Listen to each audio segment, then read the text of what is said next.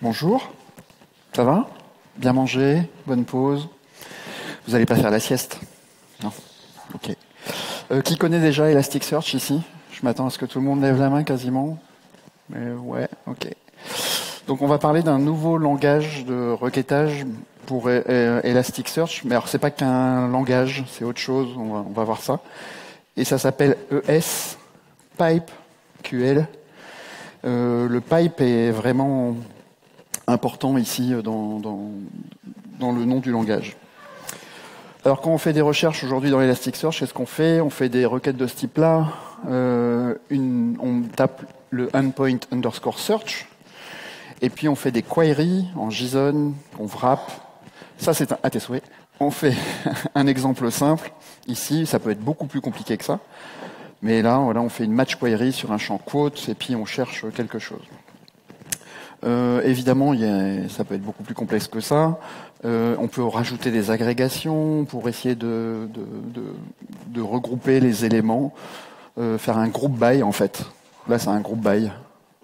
Il faut quand même pas mal de caractères pour exprimer un group by. Donc, c'est un des défauts du langage query DSL historique d'Elasticsearch, c'est qu'il est assez verbeux finalement.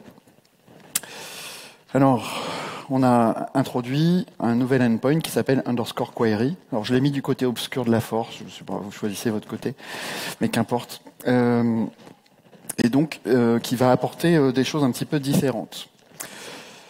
Est-ce que vous connaissez le nombre de langages qui utilisent le endpoint underscore search? Est-ce que d'après vous, il y en a un? Vous pouvez lever la main. 2, 3, 4, 5. Ah, 5, toi t'es à 5. Okay. Même mon collègue me dit 5. En fait, c'est beaucoup plus. Il y a énormément de langages qui utilisent le endpoint underscore search. Donc il y a le query string, c'est dans la ligne dans l'URL directement. Vous pouvez passer du texte directement, faire Q égale la valeur que vous cherchez. Query DSL, c'est ce que je viens de montrer précédemment. On a aussi du support pour SQL. Qui va convertir les requêtes SQL en query DSL finalement. EQL, alors EQL ça vient du rachat de Endpoint qui nous permet d'avoir la solution de sécurité qu'on a dans Elastic aujourd'hui, et c'est leur langage de recherche dans les événements, c'est un truc d'événements. Vega pour ce qui est interface graphique, TimeLion pour les time series, du Lucene pur, du KQL qui est Kibana, Query Language. Donc il y en a plein, tout un tas de langages. Et donc là, le but, ça va être de choisir, on va regarder ce qui se passe du côté obscur finalement, on va choisir Dark Vador pour le reste de la session, et on va aller voir ce qui se passe sur le nouveau endpoint. Alors d'abord, Elastic, on a commencé donc à écrire le code, Shai Banon l'a écrit en 2009, les premières lignes de code, la première version est sortie en 2010, puis assez rapidement, il a rajouté la notion de facettes. Donc les facettes, c'est des agrégations, c'est des group by dont je parlais tout à l'heure, mais avec un seul niveau. Et puis ensuite, donc dans les facettes, il savait faire des terms facettes. Donc je regroupe sur un champ texte, par exemple par pays, et puis je compte le nombre de valeurs que j'ai pour chaque pays. Puis après, il a fait aussi les statistiques, donc sur un champ numérique, quelle est la moyenne, quelle est la valeur max, la valeur min, etc. Puis à un moment, les utilisateurs lui ont dit « Ah oui, mais moi j'aimerais bien avoir group by country », mais aussi des statistiques sur le nombre de personnes, par exemple, par pays. Donc il a fait terms stat facette, pardon. Donc il a groupé les deux. C'était un premier début d'agrégation finalement. Et on s'est rendu compte que c'était pas assez flexible, donc en 2014, on a développé le framework d'agrégation qui permettait de faire cette composition, alors qui était déjà beaucoup plus avancée que ce qu'on faisait avec les facettes. Mais c'était pas suffisant. En 2015, on a créé les pipelines agrégation. Là, on s'est dit, tiens, si je veux faire une dérivée à partir de mes buckets qui ont été générés, comment je fais? Bon, il faut faire du pipeline agrégation. Puis là, on n'a pas bougé. On en est resté là. Pipeline agrégation, c'est long à écrire. Hein. C'est touffu. On n'a pas beaucoup bougé. Puis en 2023, on s'est dit, il faut absolument qu'on lance autre chose, qu'on travaille sur autre chose. Et on a travaillé sur ES, PipeQL à partir de 2023. 17 mois de développement, ça s'est pas fait comme ça. Donc il n'y a pas qu'un langage, il y a plein de choses derrière, c'est ce que je vais vous montrer aujourd'hui. Pour arriver à maintenant une version qui est en GA depuis la 8.14. Mais oui, donc beaucoup d'ingénieurs derrière pour bosser sur ce sujet-là. Donc je l'ai dit, c'est pas qu'un langage, c'est aussi et surtout un moteur. On a réécrit complètement le moteur de requêtage dans Elasticsearch, pour des bonnes raisons.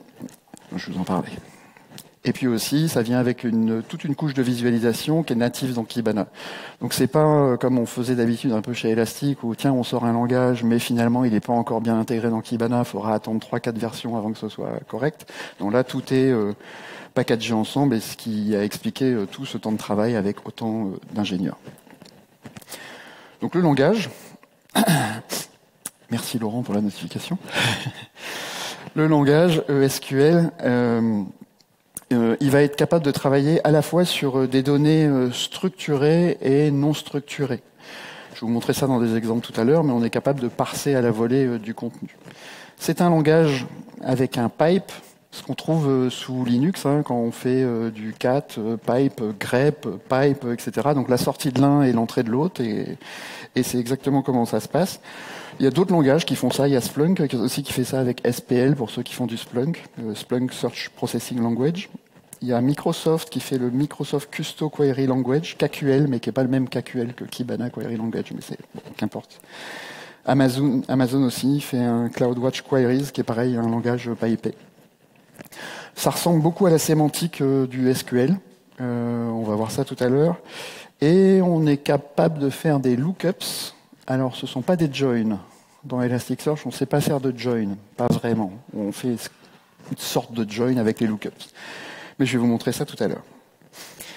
Beaucoup de commandes. Alors, pour lire, on peut lire depuis un index. On peut fabriquer des données bidons juste pour travailler dessus. On peut faire du filtrage. On peut faire de l'évaluation de valeurs. On peut faire des agrégations, donc des stats. On peut trier, avoir des limites. Enfin, il y a tout un tas de fonctions possibles. Je vous ai parlé tout à l'heure des lookups, ça se fera notamment avec Enrich, ce truc-là, faire de l'extraction à la volée, etc. Donc, assez complet le langage, et bien documenté. Le moteur. Je vous montre pas le langage pour l'instant, parce qu'on va le faire en action après, c'est pour ça que je vous le montre pas. Le moteur. Donc le moteur a complètement été refait, avec vraiment la performance en tête. Notamment, quand on fait des agrégations aujourd'hui dans Elasticsearch, on va être mono-thread par shard. Les shards, c'est des sous-ensembles d'index dans Elasticsearch. Là, en fait, on va être multi-thread par shard. Donc déjà, on va être capable d'utiliser beaucoup plus de ressources de la machine.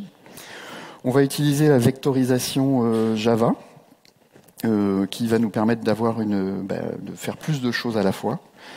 Et puis, on va essayer de pousser au maximum la requête elle-même ou l'optimisation au niveau Lucene, donc le plus bas possible que l'on puisse le faire. Il y a un query planner, donc quand vous faites une requête, il y a du parsing d'abord, ensuite on fait une analyse, on résout ça de façon logique, et puis ensuite on en fait une sorte de plan optimisé. Qu'on va ensuite, en plan optimisé, c'est qu'on va dire sur quel shard on doit aller, en gros. Et puis ensuite, sur le shard, vous savez qu'il y a les primaires, les secondaires, etc. Donc on envoie la requête vraiment sur le shard. Mais là, le shard peut décider de faire la replanification. Peut-être qu'on pourrait splitter une requête qui va demander, par exemple, 10 000... une requête qui va aller sur 1000 shards. Peut-être que le nœud qui va recevoir la requête, il va se dire, mais 1000 shards, pour moi tout seul, c'est trop. Peut-être que je peux diviser cette requête en 5 fois 200 et envoyer lui-même ces requêtes aux 200 autres shards concernés. Enfin, aux 5 fois 200 autres shards concernés. Et ça va éviter d'avoir des nœuds coordinateurs qui sont surchargés de données dans le traitement de la réponse. Donc les nœuds intermédiaires vont traiter les réponses, les agréger, puis renvoyer aux nœuds supérieurs, etc. Même si ça fait des hops supplémentaires, finalement, on y gagne en mémoire et en performance. La représentation des données, elle est tabulaire chez nous. Ce que je vous ai dit tout à l'heure, c'est qu'on part d'un thread à plusieurs threads par shard maintenant. Et puis, s'il est nécessaire, on est capable d'aller requêter et mettre les résultats intermédiaires de nos requêtes sur disque. Donc, on n'a plus de limite. Avant, on avait circuit breaker qui se mettait en action en disant non, tu me demandes trop de données et je peux pas le traiter dans la heap de la JVM, là c'est pas grave, on est capable d'aller sur disque. Et on utilise beaucoup le streaming aussi pour éviter d'avoir à stocker ça en mémoire. J'ai parlé tout à l'heure un petit peu de vectorisation. Juste pour vous expliquer avec ce slide-là, ce que ça fait, c'est que quand vous avez à faire ici des simples additions de valeurs, quand vous prenez le cas du haut, vous allez faire 60 plus 76, puis après passer à la suite 61 plus 77, puis après 62 plus 78, etc. Donc vous allez avoir 4 cycles CPU pour faire ces 4 additions. En faisant de la vectorisation, ce qu'on va faire, c'est qu'on va rentrer tout ça sur sur 64 bits, et puis on va faire une seule valeur avec 0060, 061, 062, etc. Celle d'après, on fait 076, 077, 078, etc. Et donc l'addition, on peut la faire en un cycle CPU au lieu de 4. Okay, donc c'est beaucoup plus rapide, on gagne des cycles CPU, et ça explique pourquoi on a amélioré largement les performances. En parlant de performance, on fait des benchmarks toutes les nuits. Ce qui est important à voir ici, c'est pas le drop, c'est pas du tout ce qu'on mesure. C'est que en fait, la requête dans ESQL, c'est la ligne qui est plutôt en rouge, donc elle est plutôt constante. Mais ce qu'on a fait pendant le développement, c'est qu'on s'est servi aussi de ce qu'on a appris en optimisant le code de ESQL. On l'a aussi appliqué aux agrégations. Donc le drop que vous voyez, c'est dans le endpoint à l'ancienne des agrégations qui bénéficient quand même de toute la recherche qu'on a fait dans ESQL. Donc même si vous ne passez pas sur ESQL aujourd'hui, vous avez quand même des optimisations dans les versions récentes d'Elasticsearch. Alors, et la visualisation qui vient avec. Donc on va voir tout ça en démo. Je vais essayer de vous montrer ça. Hop. Alors, je vais commencer par aller dans ma console DevTools. Donc, j'ai inséré un certain nombre de documents, je ne me rappelle plus combien, peut-être 100 000, je ne sais plus, de façon aléatoire dans un index qui s'appelle person. Donc, j'appelle mon endpoint underscore query, et puis là, je lui tape une query et je lui dis from person, et j'exécute.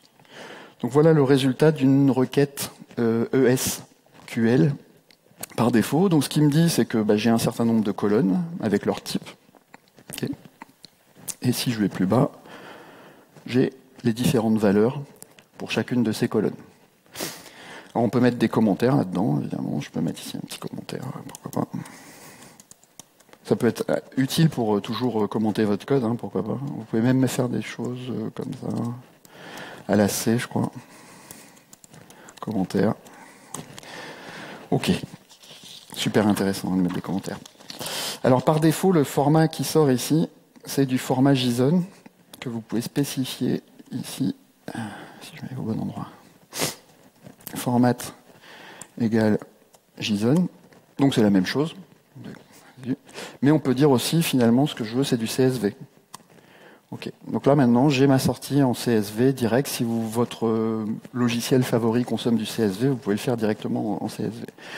Moi, pour la suite du talk, je vais le faire en TXT, donc qui est un petit peu plus lisible. Alors là, c'est pas très lisible parce que j'ai beaucoup de champs, comme vous voyez, mais on va réduire ça dans un petit moment.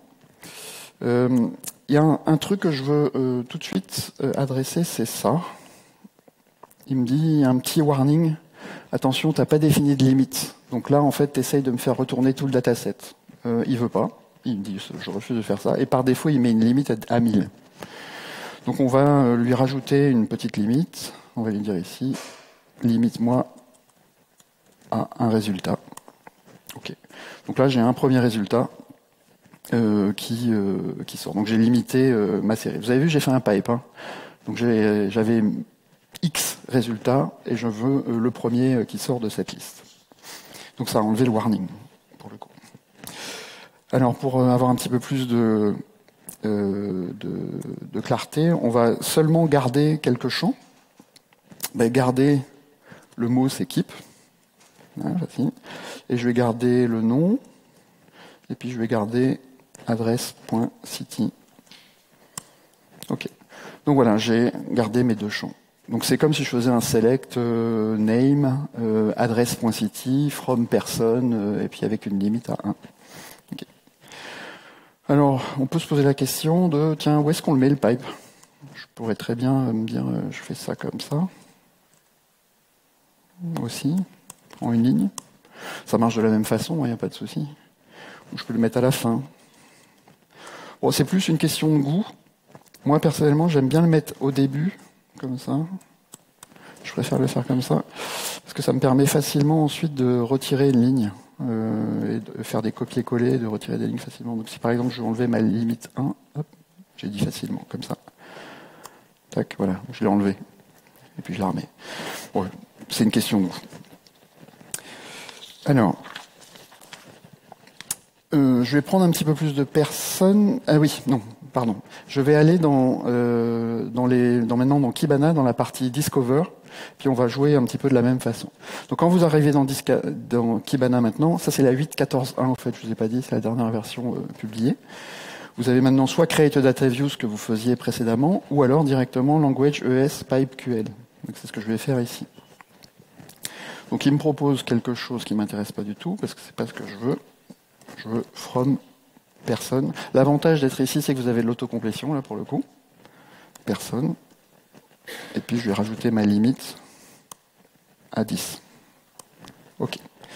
Donc, je vois que j'ai, dans mon dataset, comme tout à l'heure, hein, je vois ici mes éléments que je souhaitais avoir. Et puis, j'ai dit que je voulais les mettre à la ligne.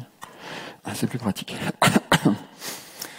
Alors, on peut aussi, ici, je vois que j'ai accès que aux informations de la partie underscore source du document dans Elasticsearch. Mais peut-être que je veux aussi les métadonnées. Donc l'ID, l'index, ce genre de choses. La version, pourquoi pas. Donc pour accéder à ça, c'est toujours disponible, mais il faut le demander explicitement. Il faut dire metadata. Quels sont les métadatas que vous voulez? Eh ben, j'ai dit, je veux l'index, je veux l'ID, je veux la version. Donc c'est là où on voit que la complétion, enfin le projet était unifié avec Kibana, c'est qu'on a déjà l'autocomplétion, on a déjà tout ça, donc c'est vraiment assez pratique. Donc là on va le voir, si je réouvre mon document, bah oui j'ai bien l'ID, j'ai bien l'index, j'ai bien ces métadonnées. Alors on va dire que on veut garder un certain nombre de champs. Donc on va faire comme tout à l'heure, on va faire un keep. Je vais garder l'ID. Je vais garder le name, je vais garder le genre, et puis adresse.country, je pense que c'est ce que je voulais, ouais c'est ça, et city aussi. Ok, j'exécute. Ah, donc là Kibana a compris que c'était certains champs que je voulais lui montrer. Donc il me montre plus un truc un peu à plat, un JSON ou je sais pas trop quoi. Là il me dit, ok, bah, je vais te faire cette fois des colonnes propres que tu vas pouvoir afficher correctement. Alors on va faire de la sélection de données.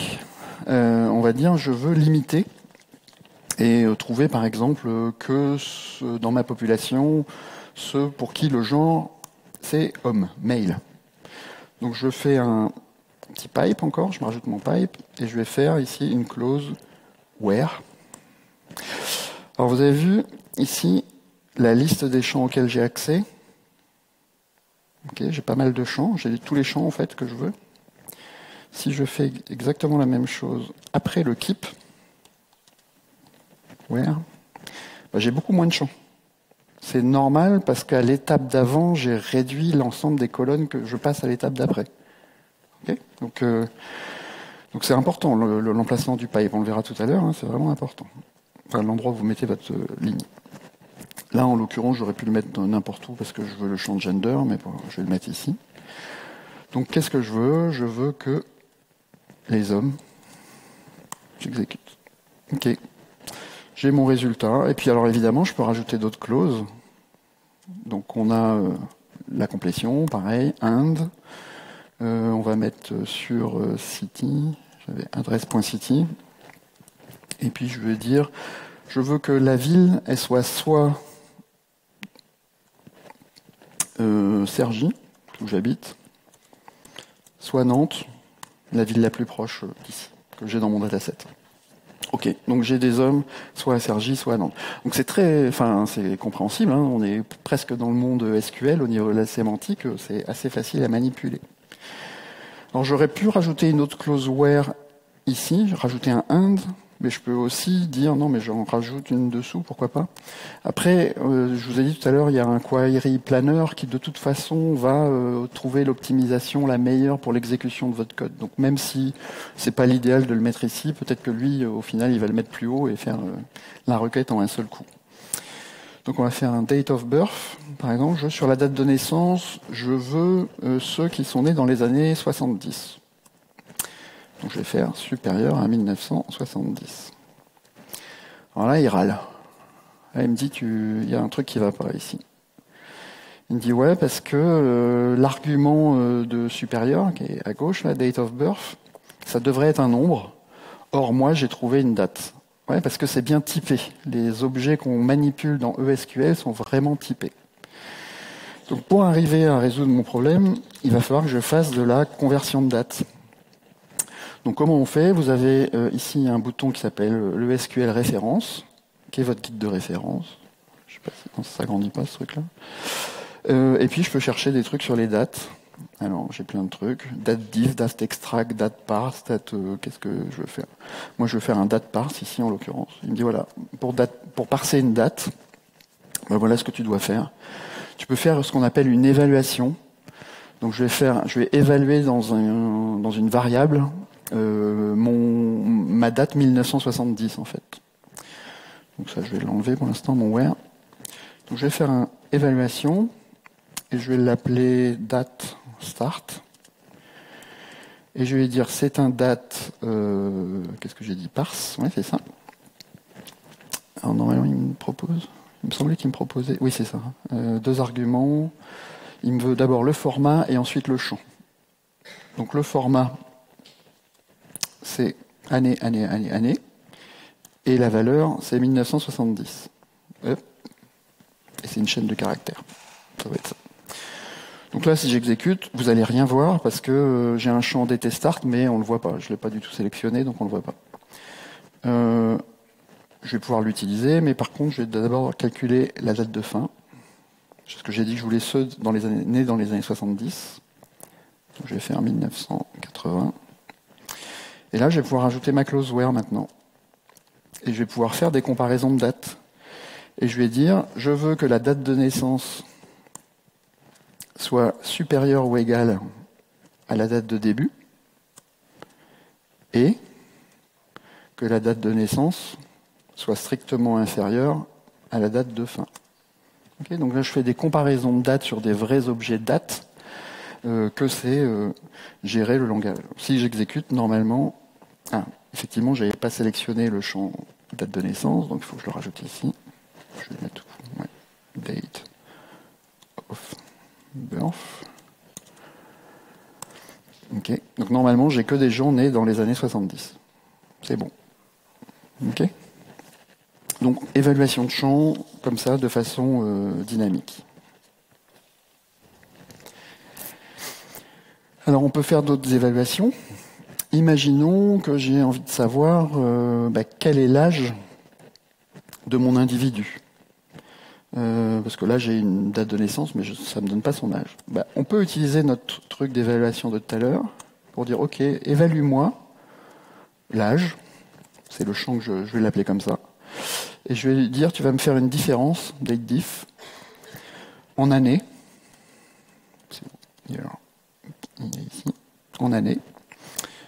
Entre la date de naissance, et puis je vais lui dire, il y a un petit champ qui est pas mal là, qui est now. Ok, donne-moi la valeur actuelle. Très bien. Si j'exécute, ça me donne rien de plus. Par contre, si à la place de date of birth, je mets age, ok. Donc je sais que là, il y a 49 ans, 54 ans, 45 ans, 47 ans, etc. Ok. Et là-dessus, je pourrais sélectionner d'ailleurs. Je pourrais dire... Je vais essayer. Je ne l'avais pas préparé dans mon script, mais on va essayer. Where. C'est là, c'est l'effet démo où ça n'a pas marché. Et supérieur à 45. Ok, ça marche. C'est bon. Donc je peux utiliser à l'échelle, parce que là, j'ai pas encore fait le limite. Là, je suis en train de travailler finalement sur tout le dataset quand même, mine de rien. et à l'échelle, je peux utiliser ces champs calculés pour faire mes requêtes. Alors j'ai un autre dataset. Je vais vous montrer ici. Je vais ouvrir ça dans une nouvelle fenêtre. Je vais vous faire une requête un peu classique. Info. Ça s'appelle info. J'ai un seul document, je crois. Ouais, j'ai un seul document. Donc j'ai un index qui s'appelle info, dans lequel j'ai mis un ID. Donc on va dire que c'est l'ID d'une personne. En fait, je vais vous montrer le principe des jointures à la élastique. Donc j'ai un ID. Ici, j'ai une hauteur et j'ai un poids. C'était avant hier et la soirée, donc peut-être que ça a changé. Peut-être que c'est pas accurate. Donc, si je veux faire une jointure dans Elasticsearch pour ramener les informations sur une personne donnée, ce que je vais faire ici, pardon, j'arrive pas à tenir ça. Là, ce que je vais faire, attendez, je vais d'abord enlever ma clause là que j'avais pas besoin de mettre. Ici, je vais juste rajouter where id égale et c'était 1. Donc là, je prends juste un individu au hasard, c'est moi. Okay. Et donc ce que je veux faire, c'est une jointure avec mon autre index pour aussi avoir les capacités de requêtage sur les autres données qui se trouvent par ailleurs dans Elasticsearch. Donc comme on ne peut pas faire de join dans Elasticsearch, comme je vous l'ai dit tout à l'heure, on a une autre solution qui s'appelle les Enrich Pipeline. Et alors comment ça fonctionne? L'idée, c'est de faire d'abord ce qu'on appelle un Enrich Policy, donc qu'on fait ici à cet endroit-là. On lui donne un petit nom, je crois que je l'ai appelé Person Policy. Enfin, c'est le nom que je vais lui donner. De quel type elle est? Alors dans ESQL, on ne va supporter pour l'instant que les match queries. Les GeoMatch et les range ne sont pas encore supportés dans le langage ES PipeQL. Donc je vais faire du match. Je vais dire quel est mon index source dans lequel je trouve ma donnée avec laquelle je veux faire ce join. Ben, c'est dans info. Suivant. Sur quel champ tu veux faire le match? Ben, moi, ça va être sur ID, puisque c'est l'ID de mon individu. Et quels sont les champs que tu veux récupérer? Ben, la hauteur et le poids. Je fais Next. Je crée et j'exécute. Alors ça peut prendre un petit peu de temps. Là, j'ai qu'un seul document, donc c'est pas très important. Ce que va faire Elasticsearch derrière, c'est qu'en fait, il va créer des sortes d'index techniques colocalisés avec les shards sur lesquels vous allez ensuite faire vos requêtes. Et l'avantage de ça, c'est que ça va être beaucoup plus rapide à exécuter et on n'aura pas de lookup au niveau réseau à faire. Donc, je vais pouvoir maintenant repasser dans mon autre écran, ici, et je vais pouvoir utiliser cette information. Donc je vais pouvoir lui dire enrichis-moi, donc enrich. Donc là, il sait que maintenant j'ai créé une person policy, donc il me le propose. Ok, voilà, avec quoi je veux enrichir. Sur quel champ? Sur le champ ID. Et qu'est-ce que je veux récupérer? La hauteur et le poids. Okay. Que j'ai juste à rajouter ici. Ça, je vais enlever ça. Je vais rajouter la hauteur et le poids. Okay. J'exécute. Alors, c'est pas ce que je voulais voir là. Tac, voilà. Ok, donc j'ai cet individu qui a cette hauteur-là et ce poids-là, à peu près. Okay.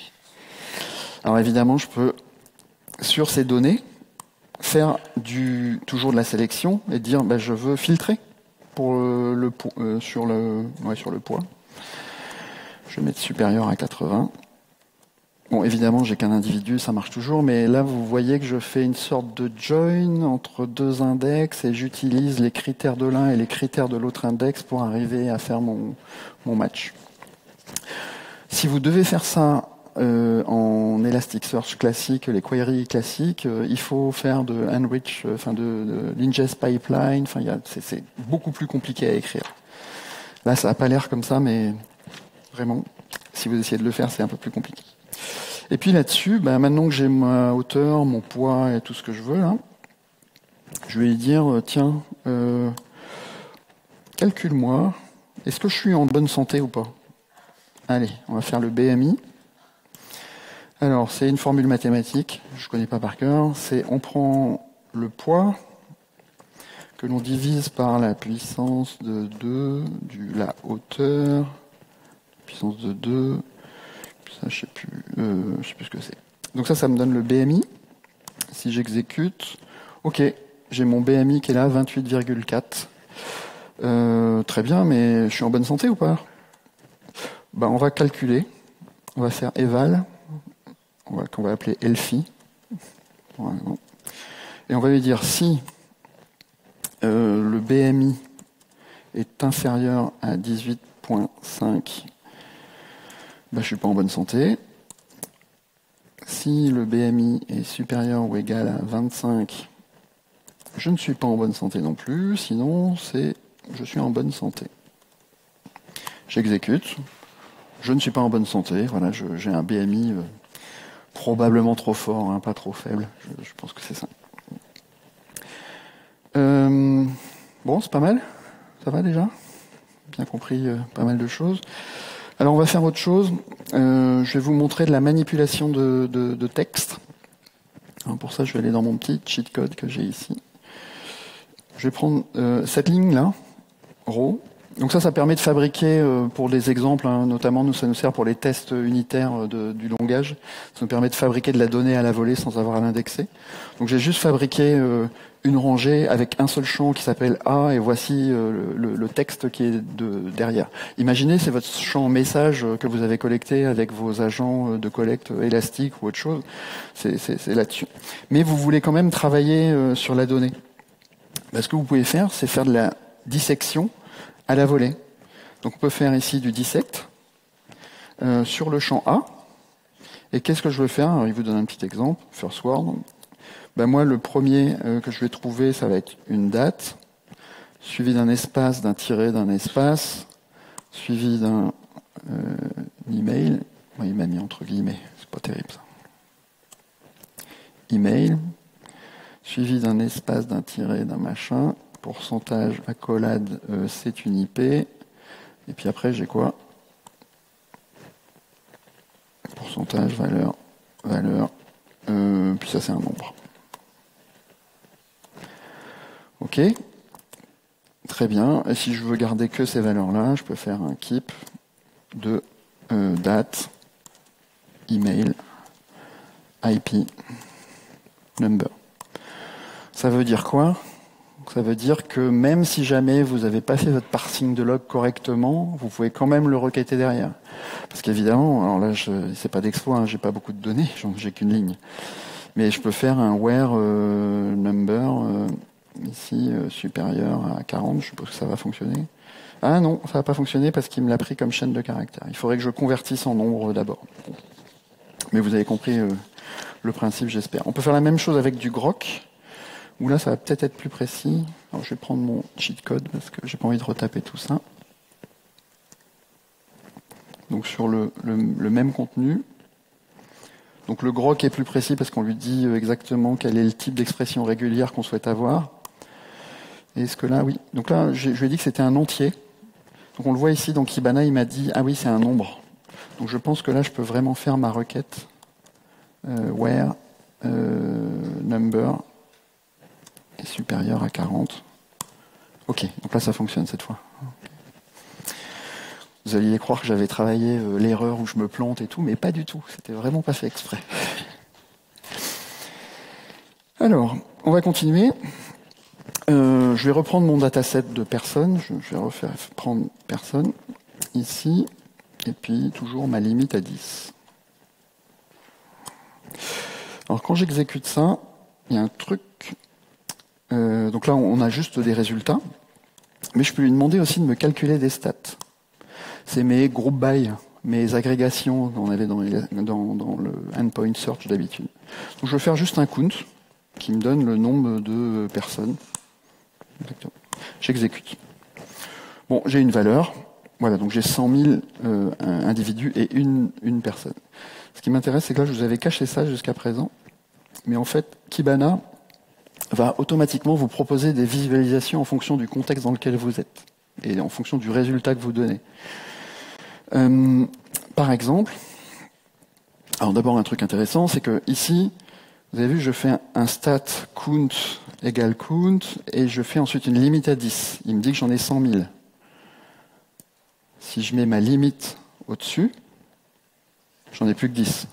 Ok, c'est logique. Hein. Donc l'endroit où vous mettez le pipe a vraiment de l'importance. Hein. C'est vraiment important.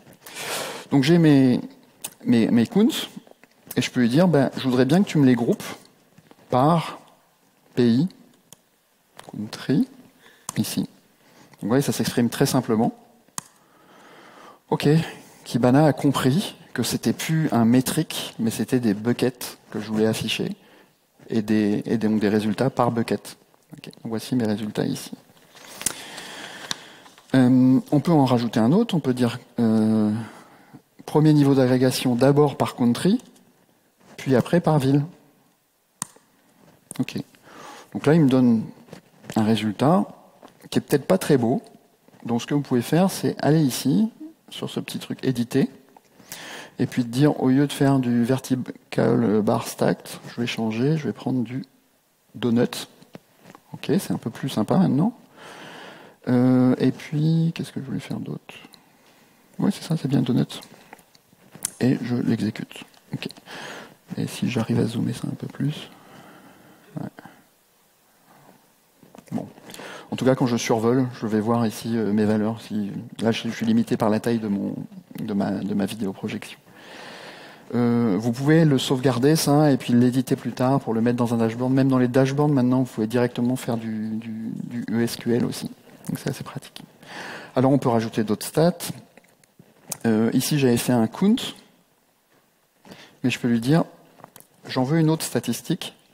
Je veux calculer la moyenne, donc average, du nombre d'enfants.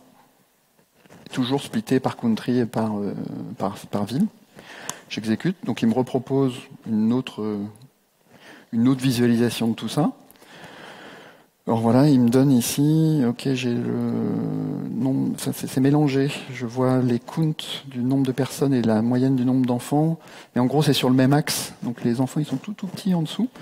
Donc là ce qu'il faut aller faire, c'est aller ici et puis dire que count c'est sur l'axe de gauche et children c'est sur l'axe de droite.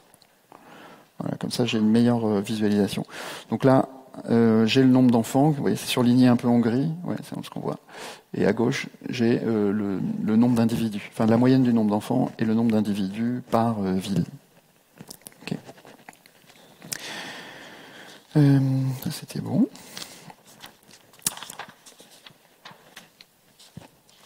Alors on peut faire des évaluations aussi. Alors qu'est-ce que je vais vous faire ici? On va reprendre l'âge. Tout à l'heure, on avait fait un éval. L'âge, c'était égal à la date différence, à l'année, sur le champ date de naissance, avec maintenant. Ok. Donc là, j'ai toujours mes dates, mais on peut faire aussi donc des stats du style le percentile 0, c'est égal à un percentile sur l'âge, qui est un champ que je calcule, hein, cette fois, à la volée. J'exécute, ok, le voilà. Et puis je vais faire mon 50.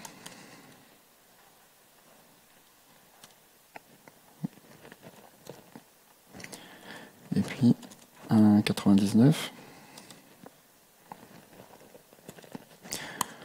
Donc voilà mes percentiles. Ils les représentent de cette façon-là, hein, pourquoi pas. Je vais peut-être les faire par pays. Par pays.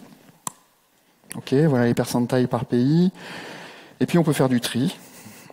On va lui dire, ok, trie-moi tout ça par nom de pays de façon descendant. Ok, là j'ai par nom de pays de façon descendant, ou trie-moi ça sur le percentile 50, pourquoi pas. Ok, et vous faites votre tri. Faites ça, juste ça, faites ça avec le query DSL classique d'Elasticsearch, c'est faisable, il n'y a aucun problème pour le faire. Déjà, ça sera un petit peu moins performant que ce qu'on va faire ici, mais surtout, en expression, en langage, là on est quand même dans un truc beaucoup plus simple. Alors je reviens au slide.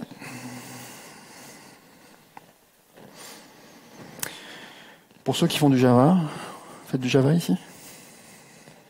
Ouais, pas mal. Ça va s'appliquer à d'autres langages aussi.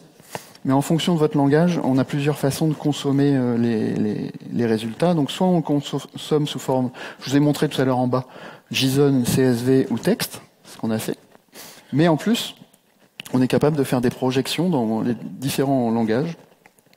Donc soit utiliser directement les objets métiers et être capable de les mapper, soit utiliser des résultats, je vais vous montrer ça dans un instant, par exemple en Java. Et prochainement, on espère ajouter le support de Apache Arrow pour faire directement du streaming. Et là, ça devrait être encore plus puissant pour la consommation dans les applications clientes. Donc si je prends un exemple de code, ma requête ESQL de tout à l'heure, je l'exprime ici sous forme d'une chaîne de caractères. Là. Donc je fais un copier-coller, vous les reconnaissez.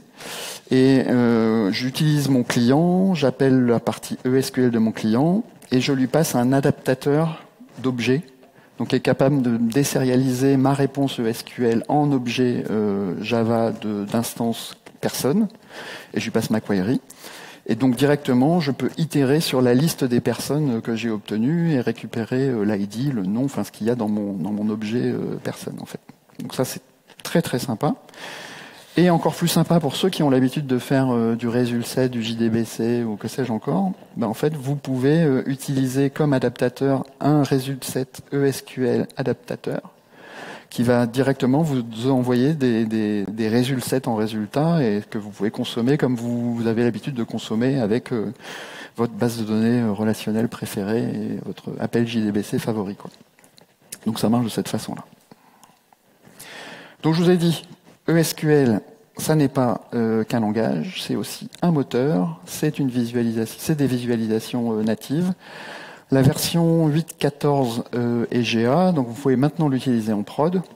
Et donc surtout faites-nous des retours si vous en avez.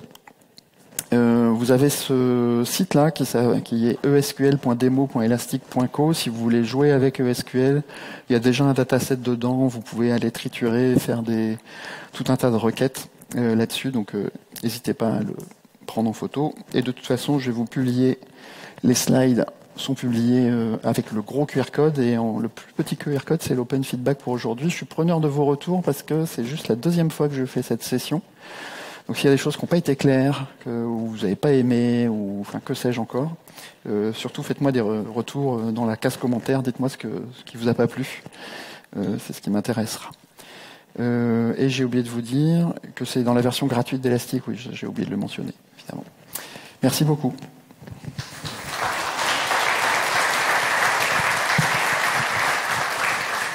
Et on a beaucoup de temps. On a 11 minutes pour les questions.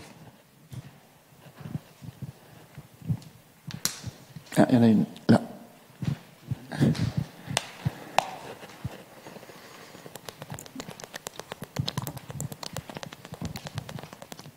Merci pour la présentation, très intéressant. Et je me demandais, quand actuellement je fais du code Python, j'ai une librairie Python et qui a des petits utilitaires pour construire des requêtes élastiques avec du typage. Voilà, on commence à construire ces requêtes et grâce au typage, ça nous fait de l'autocomplétion pour construire un peu une requête un peu en objet Python quelque part, et puis à la fin la librairie elle envoie ça à Elasticsearch. Est-ce qu'il est prévu un peu le même genre de choses mais pour faire ce genre de requête SQL Alors je pense pas, parce que ça dépend tellement de la donnée que tu vas avoir dessous à chaque étape de l'exécution que quand tu écris ton code, tu peux pas vraiment le savoir à l'avance, je pense. Donc ça m'étonnerait que ça puisse être faisable. Donc mon conseil là, ce serait plutôt d'aller faire ta requête dans Kibana, dans ce que j'ai montré, tout préparer, et là tu as l'autocomplétion pour le préparer, et ensuite faire juste le copier-coller du texte en question. Mais je vois pas d'autre solution. Là. Je pense pas. Vous êtes d'accord avec ma réponse? Oui et non. Question devant. Si vous posez des questions au fond, faites bien des grands gestes parce que je ne vois pas. Ouais, j'ai une petite question sur la partie Java. Tu as montré que la requête, tu l'as collée dans un string. Est-ce qu'il y a autre chose d'un peu plus évolué, comme du criteria ou genre de... C'est la même question, en fait, quasiment.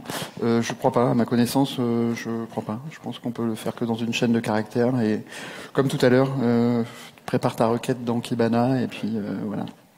Je pense pas. Je vais en profiter, on va faire une photo avec un sourire. Ah, comme toujours. Ah, je vais au plus loin possible. Vous souriez, hein? Ouais, super.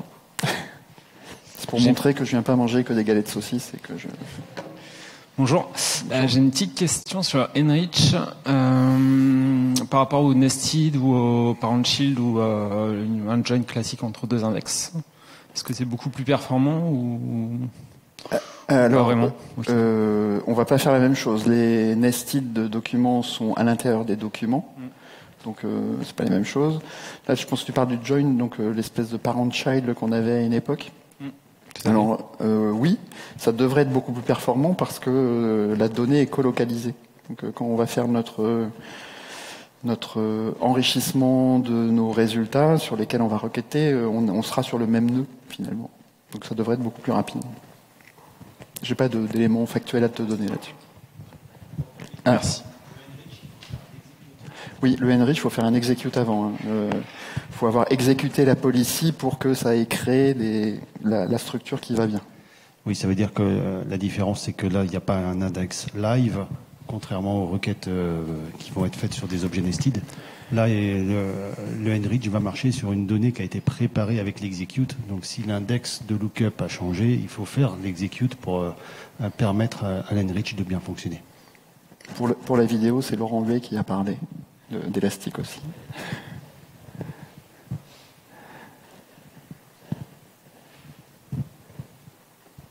Pas d'autres questions? Vous allez avoir plein de temps pour la pause. Merci, bonne fin de journée. Au revoir.